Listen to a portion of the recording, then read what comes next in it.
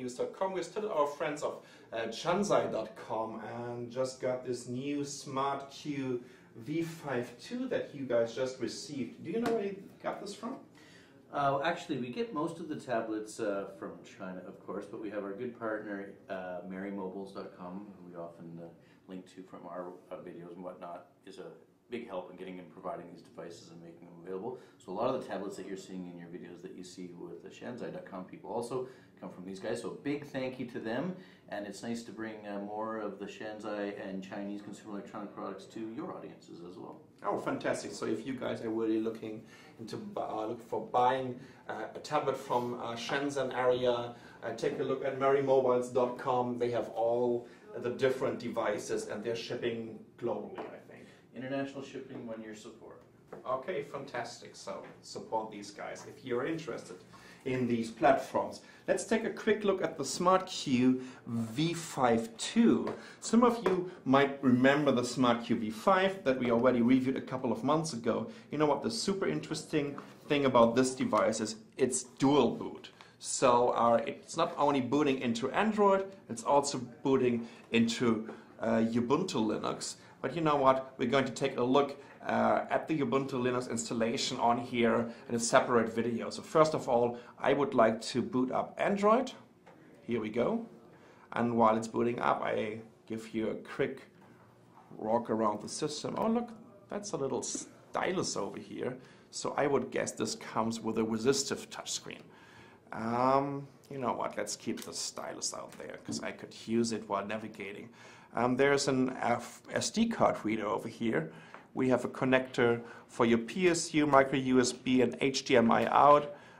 For your headset, there's the power button, that's a volume control, and this is, I think, your home key to go back to your home screen on the Android operating system. It's still booting up.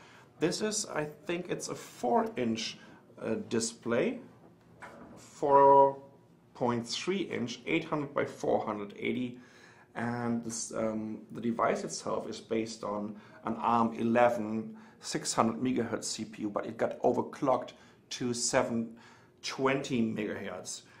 It has 256 megabytes of RAM, and I'm not so sure about the flash memory, but I think it was like 4 gigabyte. It supports lots of video codecs, and it can run 1080p videos, AVI, MKV, MOV, you know, you name it, WMV, MPEG, MP4, whatever. It can pretty much playback everything. So this might be more like a personal media player. We are connected to the internet right now, and let's have a quick look at the system. Oh no, that looks fancy. And there's even this quadrant benchmark on here, so we can take a look at the system information to see. Here we go. You can see it's an ARM V6 operating set, so that's an ARM 11 CPU, and there is the memory and all kinds of interesting things for the tech geeks. Let's run the benchmark, and while we're running it, let's take a quick look at the beginning of it, because I think it should be a little bit slow if we compare this to a Tegra 2 system. The device itself goes for, I think, around $150 US, so depending on where you're going to buy it. But this is, of course, for a personal media player, because I wouldn't really call it a tablet. This is a little bit bigger than your smartphones, like an HTC Desire HD. Well, actually, the benchmark is working out.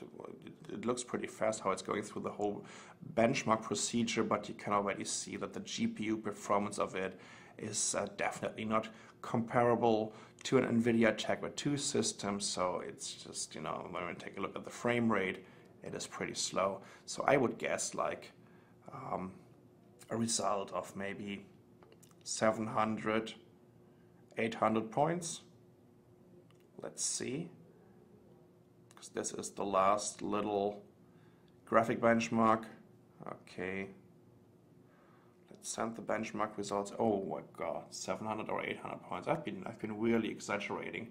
This is 393, and that means it is slow. Anyways, it's not supposed to run fancy graphic benchmarks or okay, here we go. How am I getting back to the home screen now? Here we are. It's supposed to do video playback, and that's what we're going to check out right now. Is there any video player here?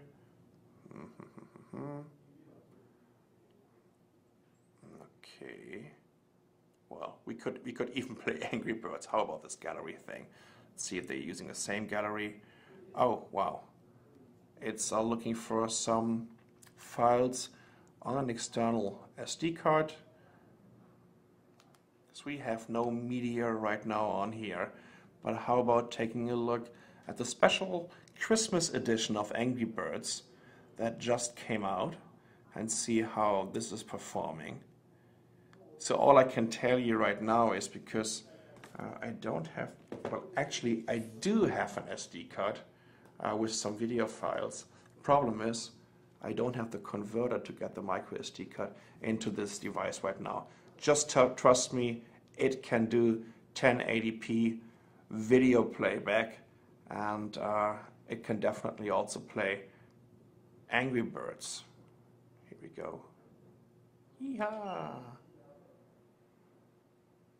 So that works out, and of course, I mean, you don't need a lot of CPU performance and GPU performance to play Angry Birds, but you definitely need a stylus to be very accurate, because this is a resistive touchscreen.